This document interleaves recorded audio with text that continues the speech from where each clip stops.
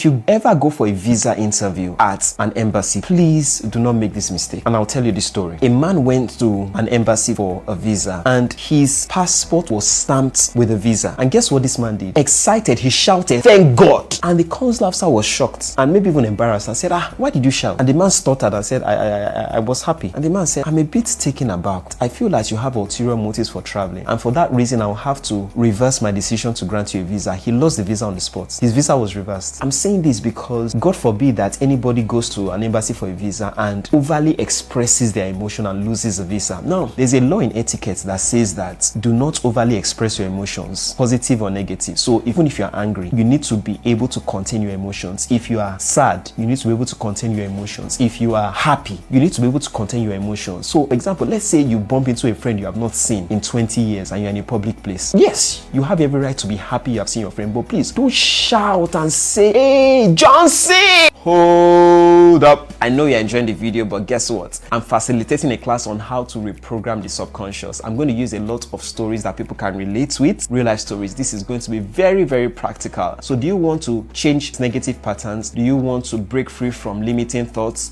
and limiting belief systems? I'm going to use my life as an example. I bedwetted until I was 16. I was able to break free from that. I came out of 2 years of suicidal thoughts. I was able to break free from that. I went on to memorize 14 books of the Bible. I went on to build amazing habits, fasting every day for 10 years, build amazing habits in my life that I'm very proud of. And I want to show you some of the principles in reprogramming the subconscious. If you want to be part of this training, scan the QR code. And I have another training I'm doing as well. It's called How Individuals Become Institutions. Now, I have studied 500 of the most important companies in the world over the last 100 years. And I have put together the most exciting research I have ever done. A 4-hour presentation on how individuals become institutions. In every sector in the world, every sector, 4 companies dominate the sector, control 80% of everything that goes on in that sector. I'll give you an example. In the automobile industry, it's dominated by Toyota, Volkswagen, BMW, and Hyundai. In the food industry, it's controlled by PepsiCo and Coca-Cola, Kraft Heinz, Mondelez, and Monsanto. Then, in the beauty sector, it's controlled by 4 companies: L'Oreal, Estee Lauder, Johnson & Johnson, and Procter & Gamble. In the media world, it's controlled by 4 companies. You have Disney, Time Warner, Comcast Viacom, and News Corporation, and so on and so forth. But I want to show you how these companies started from individuals to become companies that dominate entire industries. It's a training that is not only necessary for people who are in the corporate sector. If you are a parent, if you are a student, you need to have this.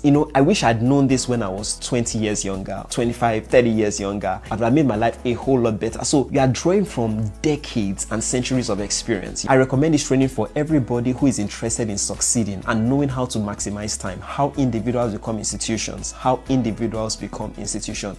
It's a 4-hour presentation. I'm giving you nothing but facts, showing you in a storyline format how individuals become institutions. You will love it. So if you're interested, scan the QR code. Bye for now, and back to the video. It's a lie! Overly expressed emotions is a pointer to a lack of proper manners and etiquette. That's the truth. And I'm going to be doing more videos telling stories of how people have expressed poor etiquette and how it has cost them major opportunities in life. I hope this works well for you. Do have an amazing day, and bye for now.